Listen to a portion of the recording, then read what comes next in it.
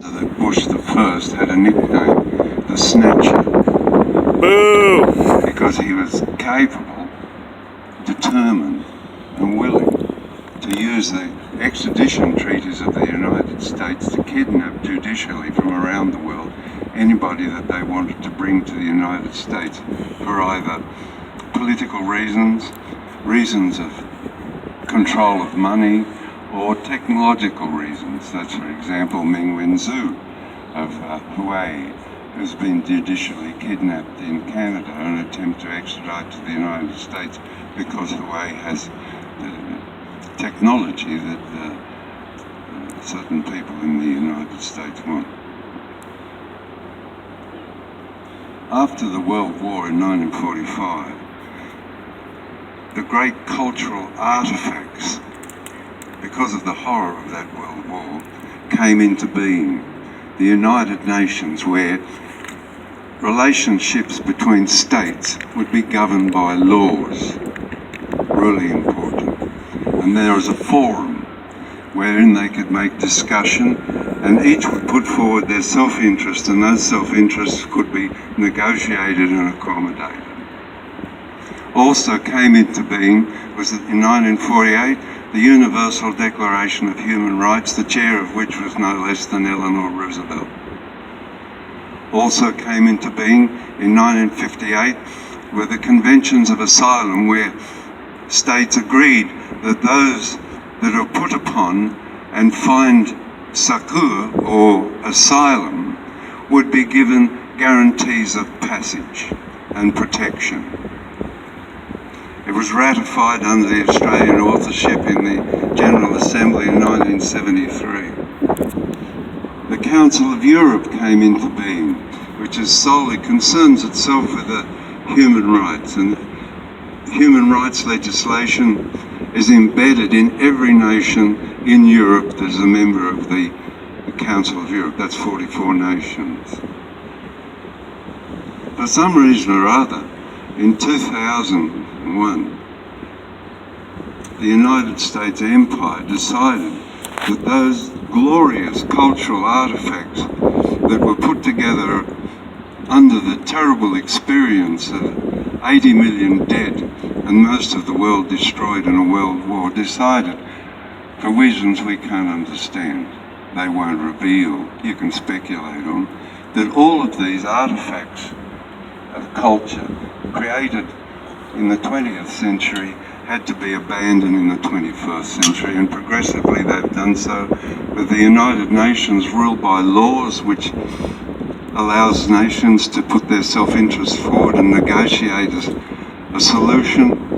They brought out something like what is called rules-based. You might remember Mad magazine from the 60s that had a comic strip in it monthly. I rule okay, you rule okay, no rules okay. It's sort of comic, sort of infantile. And so it goes. The great symbol, the icon of that tragedy, of abandoning these golden means, these wonderful artifacts of culture, the icon of that is the treatment of Julian Assange. Not one of the Conventions of Asylum was obeyed by the United Kingdom in the arbitrary detention of Julian Assange. Not one. And they're signatories. In fact, more than signatories, they're part of the authorship of the Conventions on Asylum. Not one. Procedural irregularities in Julian Assange's case are like a Niagara. They're just continuous. It's just a display of malice towards somebody who took seriously the great artifact of the United States' beginning, the First Amendment.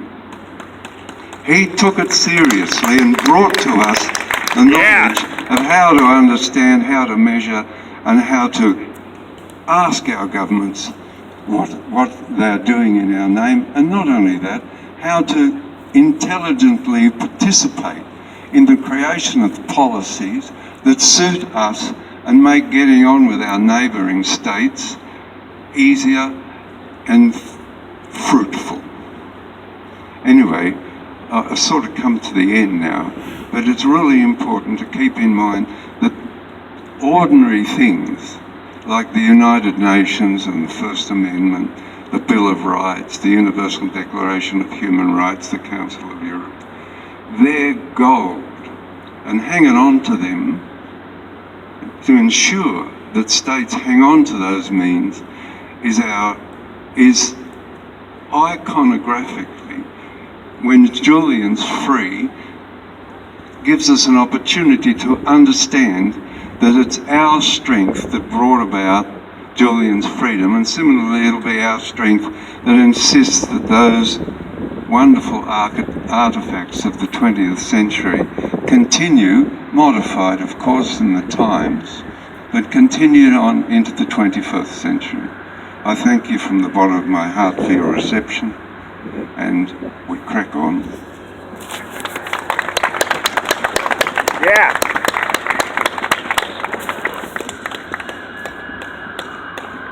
Got some sirens. So if we could give John and Gabriel a round of applause again, that would be absolutely awesome. Woo!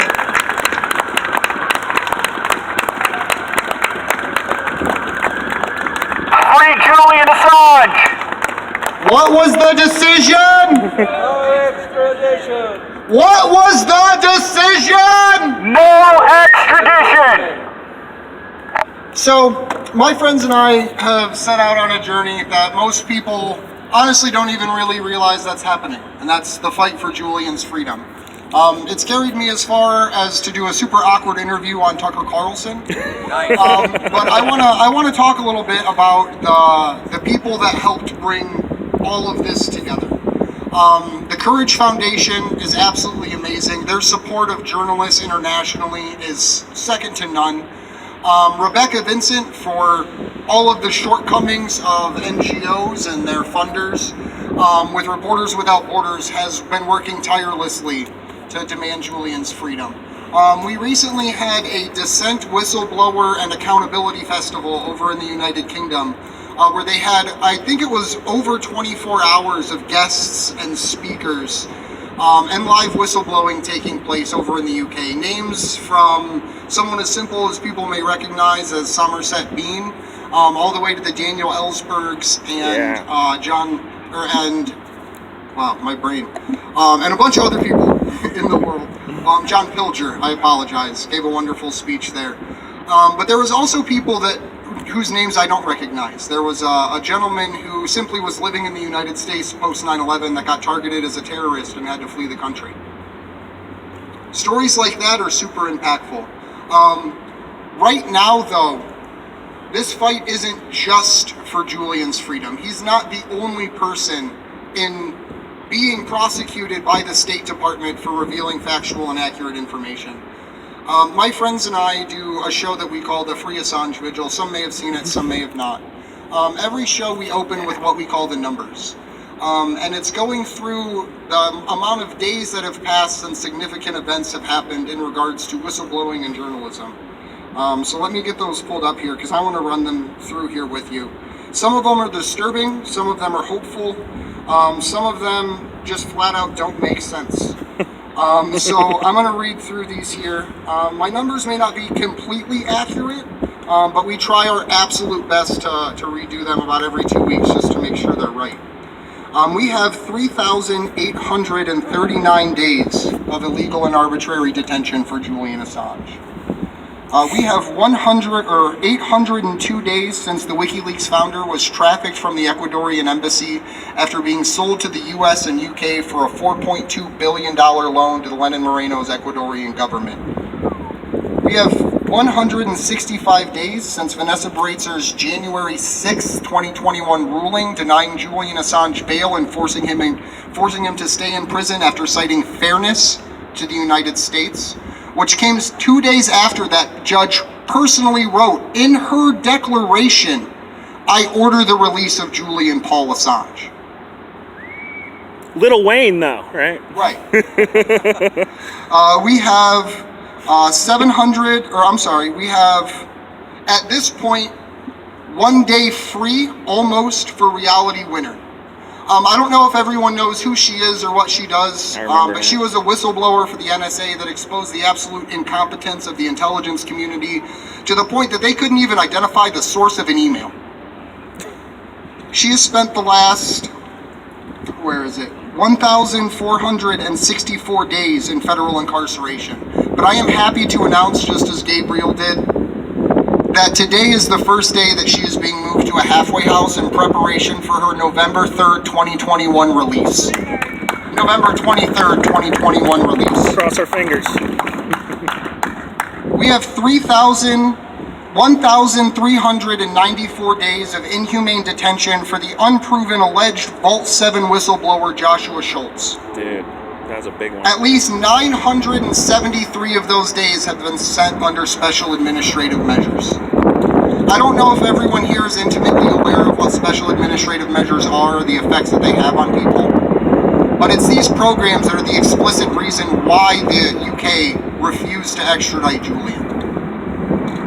When you're placed under special administrative measures, it is because the Attorney or Assistant Attorney General of the United States made a ruling that says you communicating with absolutely anyone, including your family, is a direct threat to national security. You do not receive newspapers, you do not have color television, and you spend 23 hours a day confined in a cell. You get one 15-minute phone call once per month if the people that you are calling answer in the first time you attempt to call them. Those people have to be registered family members, and if you try to reach them on a phone number that is not registered, you can lose your privileges to make that one phone call next month. Joshua Schultz, after spending almost 1,000 days in special administrative measures, which to call solitary confinement is absolutely heinous because it's miles beyond what would qualify for solitary confinement. Yeah. Joshua Schultz, someone gave an outline of a day in Joshua Schultz's life to a young man named Kevin Gostola of The Dissenter. And in it, Joshua Schultz mapped out how for almost a year now he's been trying to fight the special administrative measures rule. How he's filed 17 or 18 different requests with the prison, ADX Florence, I believe, Manhattan Penitentiary, where Jeffrey Epstein didn't kill himself, is where he's currently being held. He has to spend 6 hours in a dog cage in the sun to meet with a loved one. That's not hyperbolic, that's not make-believe. The prison warden, whoever his lieutenant is, escorts him into a field inside of the prison where they place him inside this 6x6 dog cage where they make sure his family isn't a threat to anyone in the prison. When they're done, Joshua Schultz is escorted back to that dog cage for 5 to 6 hours while the lieutenant lets his family members out. It's been reported that Joshua Schultz has had to urinate and defecate in a bag while waiting in this dog cage for someone to escort him back in. I don't know about anyone here, but I refuse to live in a country where that happens. I refuse to live in a country where someone like Joshua Schultz isn't even proven to be a whistleblower. Where Joshua Schultz is just someone that had access to a computer system where information was leaked from, and he is held up as an example for anyone else that may be in that situation. But I have good news for Joshua Schultz and Chelsea Manning, for Jeremy Hammond, for Commander X, and for everyone else that has struggled in this fight for human liberation. It's not over, right? Getting the no extradition ruling, Niels Melzer points out, is probably a boon to the US and the UK, because the individual states don't have to take responsibility for what's happening at this point. The UK can blame the US for the appeal, the US can blame the UK for keeping him in prison, and there's really no one to blame, according to them. Right, but I want to give everyone here a little bit of perspective. Chelsea Manning, almost 2 decades ago, or a decade ago, was one of 100,000 people with access to that information. 1 in 100,000. Right, fast forward a little bit, we have a gentleman by the name of Daniel Hale, a whistleblower from, I believe the NSA, I could be wrong, that exposed the Obama-era drone program, where they were putting Americans on baseball cards, writing out their crimes on the back and flipping through the cards like a game, figuring out who they were going to drone strike. He was one of hundreds of people with that information. Joshua Schultz, whether it was him or not, was one of tens of people with access to Vault 7. One of tens. WikiLeaks and Julian boasted when that information was coming out that they have reached the very center of the CIA. That their ability to expose information is not bound by national security rule, and that those inside are fighting back. Julian actually called it one of the greatest acts of dissent to be a whistleblower, where before we would burn our draft cards, but now people are enlisting in the military specifically and only to be able to get into a position of authority where they can expose these crimes. Chelsea Manning was 1 in 100,000. Daniel Hale was 1 in hundreds. Joshua Schultz was one of maybe tens of people. Their day is numbered. They have nowhere left to hide. When 1 in 10 people with access to the most classified private server in the United States can release information that to this day is still relevant, to this day, we know that those tools are being used by groups like DarkSide, specifically targeting US infrastructure, for whatever means they so choose. Yeah. Right, this fight, while it may seem hopeless if we look at each individual moment, if you realize that that no extradition ruling was our flag on the beach of Normandy against the fascist bastards, the situation starts to change. Because no battle is won for fun. No battle is won without blood, sweat, and tears. But when we have 1 in tens of people willing to release thousands of documents, whether it was Joshua Schultz or not, those things must give us hope. Because there are still people fighting. All of us here recognize this threat that's standing against all of us. So I'm gonna have Misty come down and talk for a little bit now. I'll swap out because I'm kind of just rambling at this point. But again, if we can give a round of applause to John and Gabriel, I am beyond appreciative and excited for them to be here touring the United States. So thank you guys. Yeah, dude, that was great.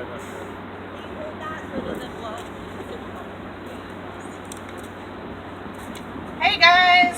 Hey. If you know me, you know I hate this part. Public speaking's not my jam.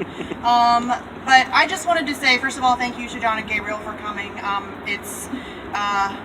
This is a really important moment for us in history. I say it all the time on our show that we've been doing for 2 years, that we're really at a crossroads in the United States of America. We're going to go one of two ways. And Julian Assange has been made the example. He's been made kind of the boiling point. And what WikiLeaks gives us is an invaluable service. It's not conjecture. It's not some overpaid head in a suit giving you his opinion. It's pristine, authenticated, verifiable source documentation exposing corruption and criminality of governments across the globe and corporations across the globe. That's an invaluable service to humanity. The things that they have exposed are some of the most heinous and vicious crimes that we've ever seen. And if that's what's been exposed, imagine what we don't know about. Where there's one rat, there's 100. That's really what we're looking at here. And so they're using Julian Assange as the example. They want to make an example out of him. It's not even about Julian. Yes, they want to shut him up. Yes, they want to make him go away. But this is about silencing all of us. All of us. You, me, all of us. This is coming for all of us. And he's just being used as the example to make everybody afraid to speak out against the US empire, against Western empire. And we have to fight back against that. We're running out of time. If Julian Assange is allowed to be extradited, he's allowed to be brought to the United States, it's over. We can't, how do you come back from that? Once you lose, this is your First Amendment. This is not a game. This is your First Amendment. And once that's gone, it's gone. Think about how hard fought that was just to get it the first time. Do you really think we're going to be able to get it the second time? Because I don't. I don't. And so we're holding on to it by a thread. It is just barely there as it is. We have protest laws, anti-protest laws across the country cropping up. Something like 30 of them have already passed. There are 70 on the books in states across the country. We have 4 right now in the state of Ohio. that we have to fight against. And that is what they're coming for. They don't want dissent. They don't want you to speak out against them. They don't want their crimes exposed. They want to be able to do all of those things in silence and in the dark. And we cannot allow that to happen. Again, look at the things that have been exposed that we know that has happened. I don't want those kind of people to be able to do that under the cloak of darkness. They need to be exposed every day, all day. People in power should be terrified to step out of line. They should be afraid to do anything wrong. We should have complete privacy. They should have none. And it's backwards. Yeah. It's backwards. They have complete privacy and you have none. They know what you eat. They know where you go to school. They know where your kids go to school, what store you shop at, what size shoe you wear. They know everything about you. And that needs to be flipped. We need to flip that immediately. People in power should have no privacy. None. Zero. Zip. You don't get any. Once you put yourself into a position of power, that's what you should be signing up for, period. And that's the fight. And I say this all the time. The fight for Julian's freedom, the fight for the First Amendment, the fight for free speech, that is the front line of every other fight that you want to fight. If you want health care, how are you going to get that? If you can't put out legitimate information, how are you going to do that? We already know there's a whistleblower, Wendell Porter, who worked for a health insurance lobbying company. His job was literally to write propaganda to confuse the American populace about the Canadian healthcare system. That was his job. That's what we're fighting against. If you want to fight for green energy, if you want to fight for literally anything, you cannot do that unless we win this fight right here today. We have to win it. There is no other way. If we don't, it's over. It really is. I don't mean to be like a Debbie Downer or a doomsdayer, but that's it. It really is done. So thank you guys, seriously, for coming out. I know it's hot and it's windy, but this is really one of the most important things. I know I can get a little worked up and overly dramatic about it. Maybe not, though, because fuck it. This is dramatic. Yeah. This is dramatic. Woo! This is the fight. So, take me and all my drama and just let me tell you that this is an unbelievably important thing, and being here is a huge step. Taking this back to your communities where you live, to your neighbors, talk to everybody. I talk to my hairdresser. Hi, Ethan. I talk to my hairdresser all the time about Julian Assange. I've made him an expert. He had no idea who Julian Assange was before I started talking to him about it, and that's how it is. In the United States, you either don't know who he is because mainstream media never covers him, or what you do know is wrong.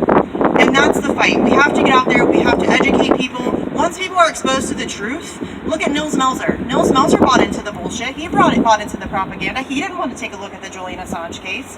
But once he did what every normal thinking person does. He changed his mind. And that's what we have to do. We have to inform people, and we have to change people's minds.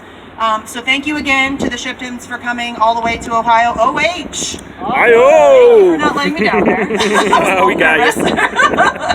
So thank you guys for coming. Thanks to everybody for coming. I really appreciate all the work that everybody's doing in their communities. It's vital work. So thank you, everybody. I appreciate it. Thanks for letting me ramble. I appreciate it. Thank you. Yeah. Woo!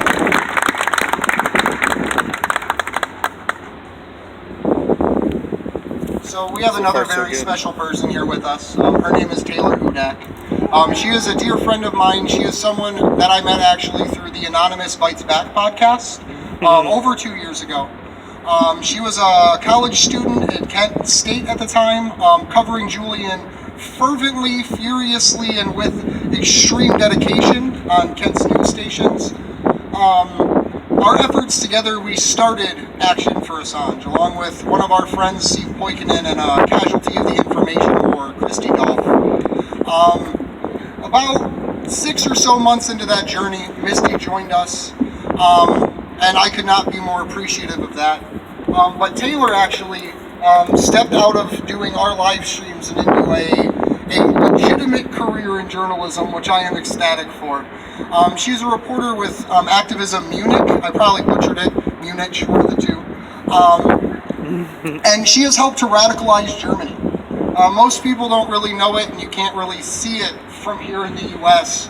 But Germany is one of the countries that has some of the most on the ground, some of the loudest support for Julian Assange. And I would, in no small part, thank Taylor for that and the work that she's done, traveling literally the world covering Julian's case. In February of 2020, She sent out by herself with no spending money, with a cell phone camera, and the hope of getting close to the court case to cover Julian's trial. 2 years later, she's interviewed almost anyone there is involved in this case to interview. She does wonderful reports every single week and has been able to educate almost the entire continent of Europe, or those willing to listen, about Julian's case. So without further ado, everybody, Taylor Hudak. Yeah.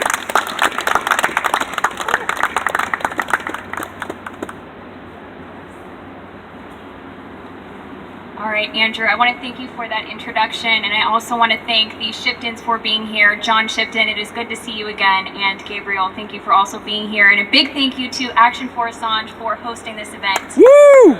Excellent work they're doing.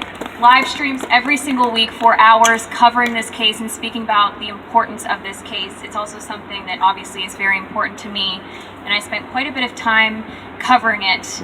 And I want to begin, first of all, by reiterating a point that WikiLeaks editor-in-chief Christian Hrafnsson mentioned. This was on the day before the first part of the extradition hearings, and he said that whatever one's passion is or cause is, the outcome of this case will impact your ability to fight for what means so much to you, whether that be privacy rights, anti-surveillance, censorship, animal rights, gay rights, whatever your cause is. Julian Assange's situation, his fate, is inherently tied to your fate as well. And if you're not an activist, if you're not a journalist, if you're just a member of the public who is concerned about how the United States engages with the rest of the world, and you're curious about politics, this case impacts your right to know. An attack on Julian Assange is an attack on all of us. Now, covering this case in London extensively, it is no secret that there has been numerous challenges to covering the case, whether NGO observers whose professional job it is to monitor these court proceedings and were unable to the journalists like myself who had some difficulty connecting to the video conference link. This is the most consequential press freedom case of our time. It is in the public interest to learn about these proceedings and hear about what's happening in this courtroom. We also must ask ourselves why this is happening. Why are we keeping this case in the dark? Why has the media largely remained silent? Fortunately, because of groups like Action for Assange and other grassroots journalists, more and more people in the mainstream media, the New York Times, the Wall Street Journal, among other publications, are stepping up and they're speaking out and saying enough is enough. This is wrong. This is an attack on all journalists. So it's not just a fringe group of activists anymore. That is not at all the case. Every single major civil liberties organization in the United States and throughout the world is calling for Julian Assange to be freed and for this case to be dropped. Yeah. Woo! The journalism that won Julian Assange numerous awards is the same journalism that has him in a prison today. He is in one of the worst prisons, if not the worst prison in England right now. And I want to reiterate right now, especially to the Biden administration, that each day that Julian Assange is sitting in Belmarsh prison, and each day that the United States, this country, continues to prosecute this case, is another day that the United States betrays its own Constitution. How can we allow this? Does this make any sense? No. No, it doesn't, right? Constitution. And lastly, at the end of the second half of the extradition proceedings, I spoke with Lori Love, who is one of the very few people who can understand what Julian Assange is going through as far as facing extradition to the United States. And Lori Love said something to me that was very profound. He said that oftentimes it is the process can be the punishment. This process is a punishment, and we're seeing that happen right now, especially with the judge's latest decision back earlier in winter where she denied his bail. Absolutely devastating decision, but one thing that we all have to remember is that, I want to end off first of all with a message from Edward Snowden. I said this a few months ago, but I think it's really important to keep remembering this. And I think all of us here who are activists and journalists, especially independent journalists, know this, but we cannot rely on elected leaders to solve our problems. And while I am going to call upon the Biden administration to separate itself from Trump-era attacks on the free press by dropping this case and freeing Assange, we must all depend on each other as well, because real change begins with me. It begins with all of you here. It begins with the organizers of this event. It begins with everyone who is fighting for this case and who cares about the future of the free press. Another thing too here is that this is not just a broader press issue or First Amendment issue. This is someone's life, and I think that's why it's important to have these events, to have Julian Assange's family here, so we know this is a real person who is being impacted by this. Niels Melzer, the UN Special Rapporteur on Torture, said that he has been subjected to torture for a decade. This is completely unacceptable, and the UK government, the US, Ecuador, and Sweden have not been held accountable for this. Julian Assange ought to be freed, and he also ought to be compensated for the horrific state crimes that have been leveled against him. If we constantly raise awareness and collectively act together like we are today, we can impact Julian Assange's tomorrow. We can save free speech and free press around the world, and we can save the life of Julian Assange. Yeah.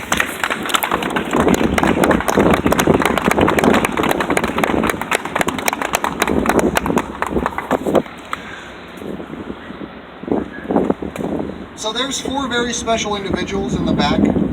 They're with the Mid-Ohio Workers Association. And just so everyone knows, they are people that do tireless work, truly tireless, like make me feel like I don't do.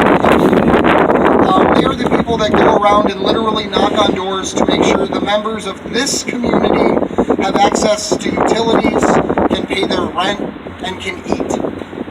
So I would just like to encourage everyone to, as we wrap up, as everything kind of comes to an end, take a moment to talk with them. If you're a local or just someone nearby from the state or states surrounding, please feel free to talk with them about ways you can help. Because while we still struggle for Julian's freedom, there are people that still struggle to eat. And that's something that I think is super important to recognize. So I want to give them a thank you for turning out with us, and anyone that has even just the ability to shake a hand, I think should really go over and tell them thank you for all the work that they do. But we've had a lot of really hard, really deep, really scary conversations up to this point. So I want to tell a story about Julian's court trial that hopefully will make everybody laugh a little bit. It was September 2020, the first Thursday of the second round of his trials. I think they were counting it as day 4 of the second round. And the prosecutors didn't show up. It was a quite contemporaneous situation, and I hope I used that word right. You had Claire Dobbins, who was the junior prosecutor, like the little league pitcher of UK criminal prosecutions, standing up on the bench. And then you had another gentleman who, I wish I could remember his name. All I remember is that he goes by Mega Brain on his own website. Defines himself as Mega Brain. And if anyone remembers his name, please feel free to shout it out so I can tell the story a little bit better. But that individual was late for work. You are a U.S. prosecutor in literally the most dangerous court case, setting the most dangerous legal precedent, fighting one of the most solid laws of our country, of the UK and internationally, right? Edward Fitzgerald, I think his name was, if I remember that right. And Mr. Fitzgerald called in late and said, I left my laptop and my papers at court and I wanted to work from home. And then another couple minutes later, you find out that he woke up in the wrong house. The head prosecutor for the United States, working on behalf of the United Kingdom to take all of our rights away, fell asleep in the wrong bed.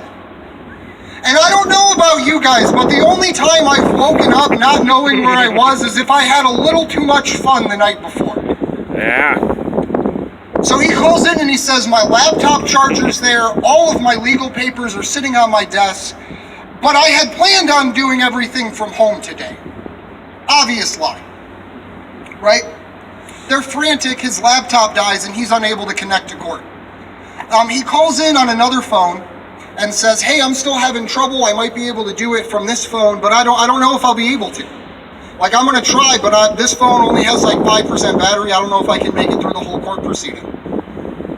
right? So that hangs up. And then, I can't remember his name either. We joked about it, calling him Johnny Bush League. The third string prosecutor for the United States was with Mr. Fitzgerald over in the wrong, do I have that?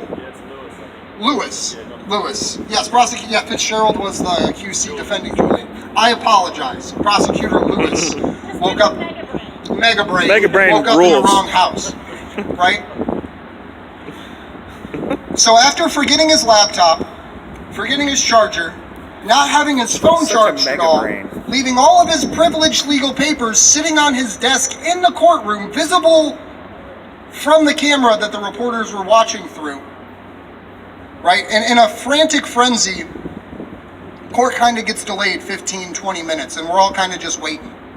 And then this second string hitter, Claire Dobbins, says, we have a problem. My husband, he's not feeling good. And I don't know about you, but if you're running late for work, the easiest thing to do is call off, because most jobs are better with a call off than showing up late. Right? Yeah. So Claire Dobbins, in her infinite wisdom, says, well, my husband's sick. He may or may not have symptoms that could or couldn't be coronavirus. And then court gets suspended. 3 weeks is when this all wraps up. The last week of the prosecution, or last week of the witness hearing, the U.S. said endlessly, the defense is taking too long. The defense is taking too long. The prosecution didn't even show up one day. We had witnesses, Noam Chomsky, Daniel Ellsberg. We had Andy Worthington. We had Khalid El-Masri, a gentleman tortured by the U.S. government as witnesses in this case. The prosecution brought 2 or 3 witnesses to the bench. They got laughed out of court. QC Lewis, the head prosecutor of the United States, got laughed out of court while questioning his own witness. Why? Because this man was such a bulldog that the person he had as a witness in another trial that was testifying for the defense, he had the gall to ask him about his credentials. Lewis sought this man's testimony in another case for extradition, but when it comes to being on the opposite side, apparently he is unqualified. Those trends were something that we saw throughout the entire 4-week witness hearing. We're months past that, almost a year now past that. That's right. We're 6 months past the judge saying that Julian should be freed, and then citing fairness to the United States as to why he stays in Belmarsh prison. It's been 6 months since Julian's got to meet with his lawyers. If you get a goddamn traffic ticket, you can meet with your lawyers as much as you want in jail here in the United States. But when it comes to exposing the corruption in governments, they will go to any end to stop us. So I am grateful for everyone that turned out today, because we are all whistleblowers. Every single one of us here. We did not come here because it is in our best interest. We did not come here because we want to stand on concrete and sweat for 3 hours. We did not come here because it would be fun.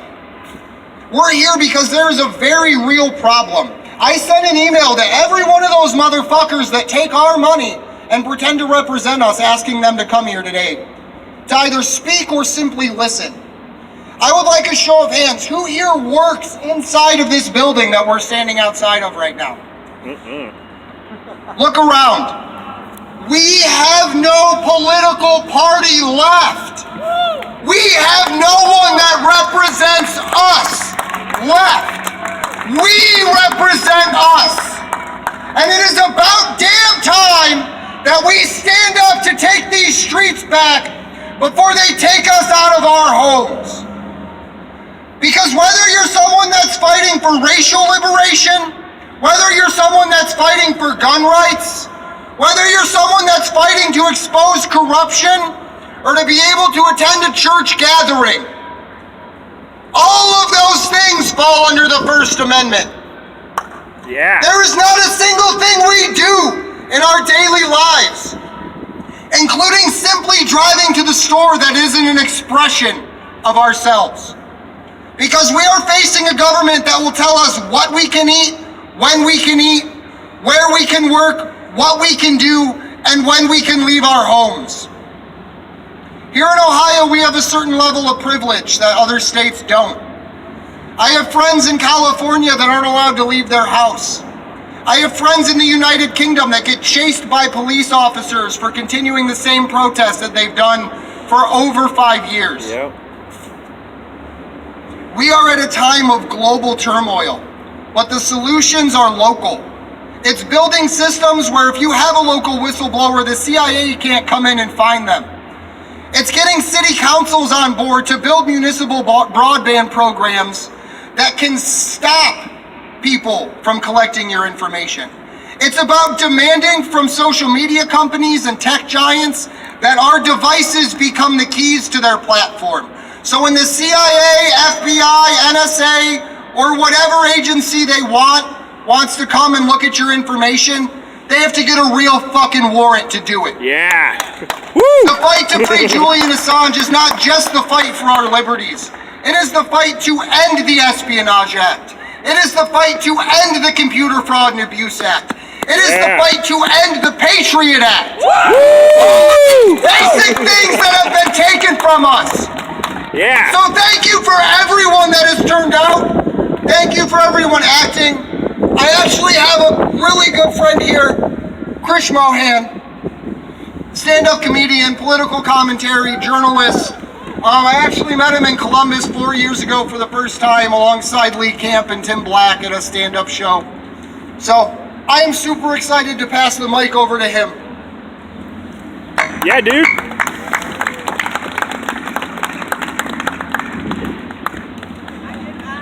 Sweet. Stand-up comedians rule. Hello, everybody. Hey. Give it up for Andrew, guys. And for Misty and everybody from the Action for Assange crew. Thank you guys for coming out to this. As you said, my name is Krish Mohan. I'm a stand-up comedian. And I want to start by saying that after 2 decades of living in this country, at the end of 2019, I officially became a naturalized citizen of the United States. Yeah. Thank you. Yeah, dude. I'm very excited to vote against my own interests. It's been a dream for every immigrant in this country. I have realized that in this country, though, a lot of people don't understand what their rights are, what the Constitution actually stands for, right? And I think one of the reasons is why we're here today is to fight for Julian Assange, is to be his voice when he has been ours for so long, right? I think a lot of people don't know what Julian has actually been going through. Before he was illegally imprisoned in Belmarsh prison, he was in the Ecuadorian embassy for 7 years. And a lot of the rhetoric that was surrounding that as well, he's freeloading at the Ecuadorian embassy. He's freeloading, you guys. Yeah. Not being imprisoned in America. He's freeloading over there. Which is ridiculous. Being in asylum shouldn't be a prison sentence with Wi-Fi. That shouldn't be the case, right? You should be celebrated for revealing war crimes. You should be celebrated for being a real journalist. But in America, that's not the case. They claim that he was freeloading. Well, I guess if that's the case, then the story of Rapunzel is just about a hot lady that's been freeloading off her parents, giving her a free tower and socialized haircuts, right? Or maybe the prisoners over at Guantanamo Bay are just freeloading, suckling at the teat of the freedoms of the American torture program. That's probably what they're doing, right? I think it's important to know what Julian Assange really revealed about America. I think the most famous thing that he revealed was the collateral murder video, right? I think a lot of us here have seen it. If you haven't, it is proof that the American military killed Iraqi civilians and 2 Reuters journalists. Indiscriminately, yeah, making jokes along the way. Yeah, I think that pretty much proves that the policy that America has on the First Amendment is shoot the messenger.